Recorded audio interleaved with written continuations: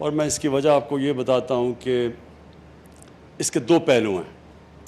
ایک تو یہ special economic zone industrial park بن رہی ہے اور فیوچر پاکستان کا انڈسٹریلائزیشن میں ہے. یعنی اگر ایک قوم کی دولت میں اضافہ ہونا ہے، ویلتھ کریشن ہونی ہے، تو وہ انڈسٹریلائزیشن کے بغیر نہیں ہو سکتی. اور دوسری اس کی خوشی کی بات یہ ہے کہ ہماری یہ جو رشیا کا اکنامک زون ہے، اس کی کولیبریشن یہ سی پیک کے اندر آتا ہے، یعنی جو چائنا پاکستان اکنامک کوریڈور کا حصہ ہے.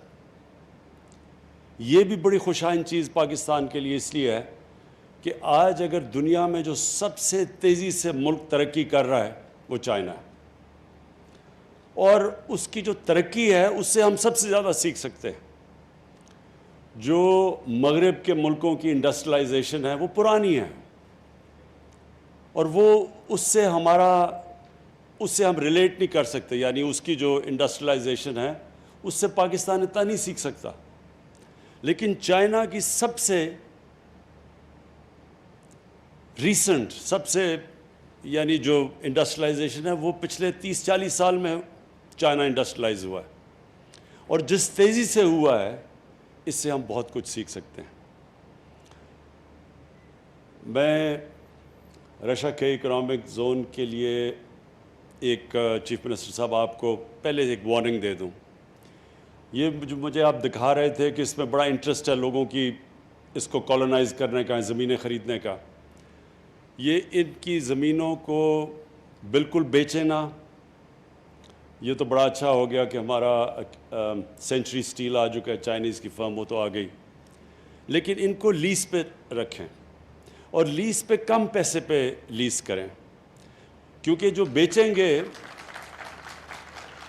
خطرہ یہ ہے کہ جب آپ ان کو زمینیں بیچیں گے یہ پھر ریل اسٹیٹ بن جاتی ہے. ہماری جو کئی انڈسٹریل زونز ہیں وہ ریل اسٹیٹ اسپیکولیشن میں چلی جاتی ہیں. قیمتیں اتنی بڑھ جاتی ہیں وہاں کہ وہ جو انڈسٹری ہے وہ وہاں آتی نہیں ہے. کیونکہ انڈسٹری اگر پہلے اتنی مہنگی زمین خریدے گی، پھر اس کے اوپر انڈسٹری لگائے گی، تو اس کے پاس نفع تو نہیں بچنے لگا زیادہ. اس لیے وہ انڈسٹریلائزیشن کے سامنے بہت بڑی رکاوٹ ہے کہ یہ جب اسپیکولیشن میں زمینیں بکنی شروع ہو جاتی ہیں. لہٰذا ان کو لیز پہ دیں، کیونکہ میں یہ چاہتا ہوں کہ صحیح معنی میں جو لوگ انڈسٹری لگانا چاہتے ہیں وہ یہاں آئیں، بجائے اس کے کہ لوگ پراپرٹی کا وہ جو سارا پاکستان میں اسپیکولیشن میں کام شروع ہو جاتا ہے، یعنی پراپرٹی کی قیمتیں بڑھتی جاتی ہیں صرف اسپیکولیشن پہ. دوسری چیز جو پاکستان کو سب سے زیادہ ضرورت ہے، ایکسپورٹ کے لیے انڈسٹری لگے. ہمارا مسئلہ کیا رہا ہے آج تک؟ جب سے پچھلے 50 سال سے، اس سے پہلے پاکستان بڑی تیزی سے انڈسٹریلائز ہو رہا تھا. ہمارا مسئلہ یہ رہا کہ ہم نے ایکسپورٹس کے اوپر توجہ نہیں دی. اب جب تک آپ دوسری دنیا کو چیزیں زیادہ بیچیں گی نہیں، آپ کی دولت کیسے بڑھے گی؟ تو اگر آپ کی ایکسپورٹس نہیں بڑھتی تو ملک کی دولت تو نہیں بڑھنے لگی. اور صرف ہم اگر اپنی اناج بیچیں، گندم بیچیں، چینی بیچیں یا چاول بیچیں، اس سے تو پاکستان امیر نہیں ہونے لگا. ہماری جو اوسط آمدنی ہے اس سے تو اوپر نہیں جائے گی. تو چائنا سے جو ہم سیکھ سکتے ہیں، انہوں نے جو انڈسٹریلائز کیا، انہوں نے جو انڈسٹریلائزیشن تھی، انہوں نے خاص توجہ اپنی ایکسپورٹس پہ دی. ان کی جو اسپیشل زونز بنی انڈسٹری کی، وہ اس میں صرف شروع میں ایکسپورٹ کے لیے انہوں نے دنیا سے انڈسٹریز کو کہا کہ آ کے یہاں سے ایکسپورٹ کرو، اور ادھر سے ان کی ڈیولپمنٹ شروع ہوئی. ہم نے کبھی بھی ایکسپورٹس کے اوپر توجہ نہیں دی. تو یہ جو رشیا کی جو انڈسٹریل اسٹیٹ جو اسپیشل اکنامک زون بن رہی ہے، اور وہ بھی سی پیک کے نیچے، یہ ہمارے لیے ایک بہت بڑی اپرچونٹی ہے کہ جو آپ کی یہاں اتھارٹی بنے گی اس کے لیے بڑا ضروری ہے کہ پریفرنس دیں. اگر زیادہ لوگ آنا چاہیں، ایکسپورٹ کی انڈسٹری کو پریفرنس دیں. اور دوسری چیز کہ ون ونڈو آپریشن، کیونکہ آپ نے اب اتھارٹی بنائی ہے، اس کا مقصد ہی یہ ہے کہ جب ایک انویسٹر آتا ہے اس کے لیے آسانیاں پیدا کریں. جتنا انویسٹر کے لیے آسانیاں پیدا کریں گے اتنے زیادہ انویسٹر آئیں گے. ہمارے اب تک بدقسمتی سے ہم انویسٹر فرینڈلی کنٹری نہیں رہے. ہم انویسٹرز کے لیے آسانیاں نہیں ہم نے پیدا کی. سمپل یہ لاجک یہ ہے کہ ایک انسان، میں اگر اب میرے پاس پیسہ ہے اور میں کچھ کاروبار شروع کرنا چاہتا ہوں تو میں کاروبار تو تب شروع کروں گا اور اس میں سے مجھے نفع ملے گا. میں خیرات کے لیے تو کاروبار نہیں لگاتا. تو انویسٹر ادھر آتا ہے جدھر اس کو پروفٹس ملیں. تو پروفٹس ملنے کے لیے گورنمنٹ کا کام ہے ان کے لیے آسانیاں پیدا کریں، اور یہ جو اسپیشل اکنامک زونز ہیں ان کے اندر انسینٹیوائز کریں. اس وقت چائنا کے اندر بہت ان کی انڈسٹری ہے، کیونکہ ان کی جو لیبر کی قیمتیں ہیں جو وہ اتنی اونچی بڑھتی جا رہی ہیں کہ ان کی بہت سی انڈسٹری ہیں جو اب دوسرے ملکوں میں جا رہی ہیں جدھر مزدوروں کی کم قیمت ہے، یعنی لیبر کی تنخواہیں کم ہیں. بنگلہ دیش جا رہی ہیں، ویتنام جا رہی ہیں. تو ہم پوری اب کوشش کر رہے ہیں، میری گورنمنٹ پوری کوشش کر رہی ہے کہ ہم ان کو وہی انسینٹیوز دیں تاکہ وہ بجائے ادھر جانے کے پاکستان آئیں، کیونکہ ہمارے اس وقت پاکستان ایک اٹریکٹیو جگہ بن سکتی ہے. صرف ہمارا مسئلہ یہ ہے کہ وہ جب انویسٹر آتا ہے تو ہم اس کے لیے اس طرح کی آسانیاں نہیں پیدا کرتے، اس کی رکاوٹیں نہیں دور کرتے. تو وہ بھی ہماری پوری اب بورڈ آف انویسٹمنٹ کے ساتھ ہم بیٹھ کے، اور میں خود پرائم منسٹر آفس خود، اب ہماری پوری کوشش یہ ہے کہ جو ایک تو انسینٹیوائز کریں تاکہ ہم اٹریکٹ کریں باہر سے بھی، اپنے لوگوں کو بھی، اپنے جو انڈسٹری لگانے والے ان کو بھی ہم اٹریکٹ کریں اور ان کو انسینٹیوائز کریں. کوئی ضرورت نہیں کہ پاکستانی جا کے اب دبئی میں بھی فیکٹریاں لگا دیتے ہیں، بنگلہ دیش بھی کہیں ملیشیا چلے جاتے ہیں، تو پاکستان میں کیوں نہیں انویسٹ کرتے؟ اور اس کی بہت بڑی وجہ یہ ہے کہ ہماری ذہنیت ابھی تک یہ نہیں رہی کہ ہم انویسٹر کو اٹریکٹ کریں، اور اس کو اتنے ہم چکر دیتے ہیں، وہ کبھی اس آفس میں، کبھی فلانے آفس میں، کبھی کوئی رکاوٹ آ جاتی ہے اور وہ پھر اینڈ میں چھوڑ کے چلے جاتے ہیں. تو میری پوری کوشش یہ ہے کہ میری گورنمنٹ کی اب سوچ ایسی ہو کہ سب سے زیادہ بڑا وی آئی پی وہ ہے اس ملک میں جو نوکریاں پیدا کرتا ہے، جو ملک کی ایکسپورٹس بڑھاتا ہے، جو انڈسٹری سیٹ اپ کرتا ہے. اس کے لیے ہم اس کے لیے آسانیاں پیدا کریں. اور آپ دیکھیں گے کہ جتنا اللہ نے ہمارے ملک میں نعمتیں بخشی ہیں، جو پوٹینشیل ہے، یہ لوگوں کو اندازہ نہیں ہے اب اس وقت. اب یہ دیکھیں کہ ہمارے جو حالات تھے آج سے 2.5 سال پہلے، پاکستان بینکرپٹ تھا.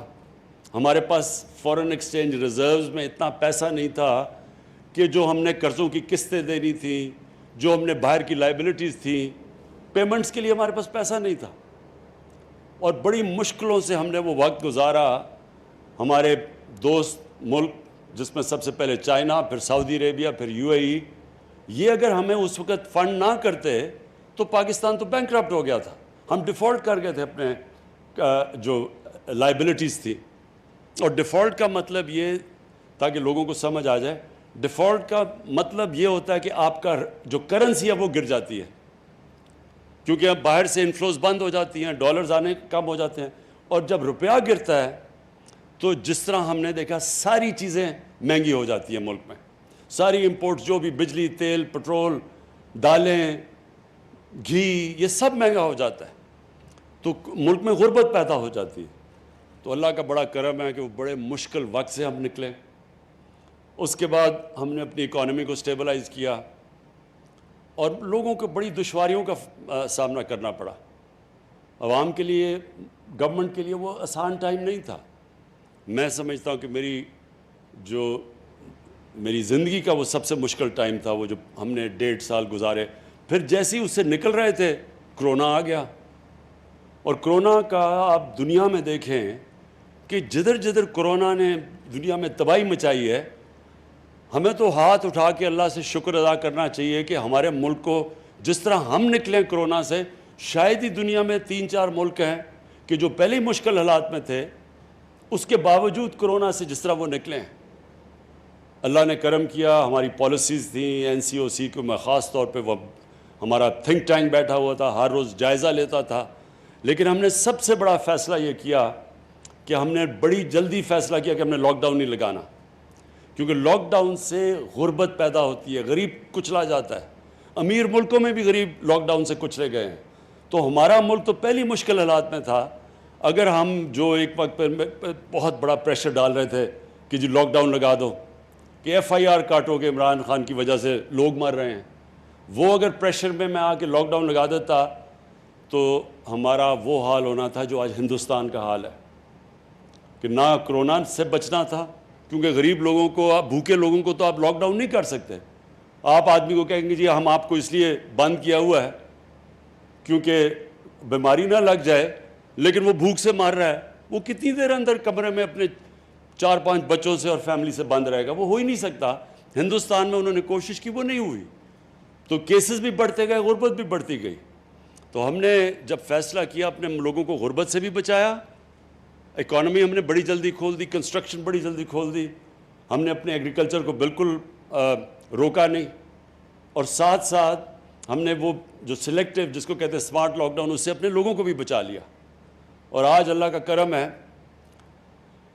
کہ ہمارے سارے مخالف خود حیران پھر رہے ہیں کہ یہ ہوا کیا ہے کہ ایک دم تقریباً 4% گروتھ ریٹ پاکستان کی جو ابھی نظر آئی ہے, وہ سب کو, کیونکہ انہوں نے پہلے تو اتنی تنقید کی تھی کہ ملک تباہ ہو گیا, تو وہ سارے حیران بیٹھے ہیں, وہ کہتے ہیں جی جھوٹ بول رہے ہیں, یہ 4% گروتھ ریٹ ہی نہیں ہے. تو میں ان کو یہ کہتا ہوں کہ میں وہ کیپٹن تھا جو نیوٹرل امپائر لے کے آیا تھا. ہم دھاندلی سے جیتنے والے نہیں ہیں, ہم نیوٹرل امپائر سے جیتنے والے ہیں انشاءاللہ. یہ ایک بڑی خوشائن چیز ہے, ملک اب اس راستے پہ نکل گیا کہ آپ دیکھیں گے کہ ہماری انڈسٹری بھی بڑی تیزی, لارج اسکیل مینوفیکچرنگ تیزی سے گرو کر رہی ہے. یہ سب سے بڑی انڈیکیٹر ہوتا ہے کہ ملک اب آگے, ملک کی دولت بڑھ رہی ہے. ہماری جو ایگریکلچر ہے اس کے اندر تاریخ بنی ہے, کیونکہ ہم نے کیا کیا کہ ہم نے جو سب سے بڑا فیصلہ کیا کہ جو ہمارے کسان تھے, ہم نے ان کو کہا کہ جو یہ شوگر ملز یہ ایک سال تک پیسے نہیں دیتی تھی جو کاشتکاروں کو, اور پھر یہ جو ان کو پرائس بھی ہوتا تھا, اگر 180 روپیہ پرائس فکس کیا گیا گنے کا, تو وہ 180 بھی نہیں دیتی تھی. وہ ایک ورڈ یوز کرتے ہیں کٹوتی ہوتی تھی بیچ میں سے, وہ 120 پہ ان کو کیش پہ فارغ کر دیتے تھے. ہماری گورنمنٹ نے ان کو کہا کہ آپ نے فوری طور پہ پیسہ بھی دینا ہے اور پوری قیمت دینی ہے.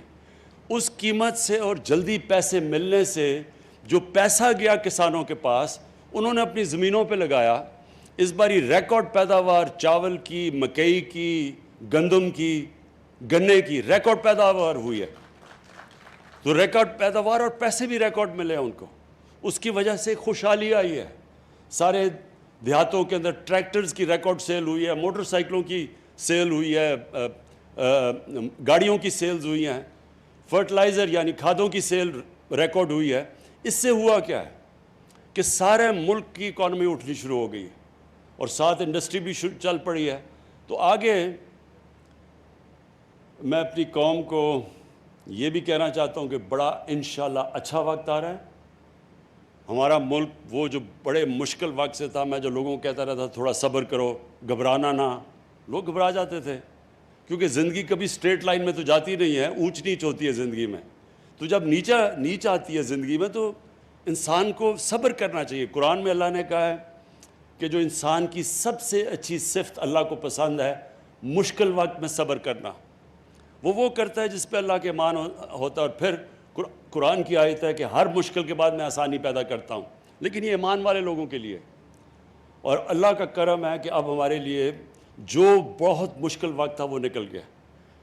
جو میں اپنی قوم کو آگاہ کرنا چاہتا ہوں, جو اب خطرہ ہے ایک, وہ خطرہ یہ ہے کہ جیسے جیسے اب ہماری اکانومی بڑھتی جا رہی ہے, پریشر اب پڑے گا ہمارے کرنٹ اکاؤنٹ کے اوپر.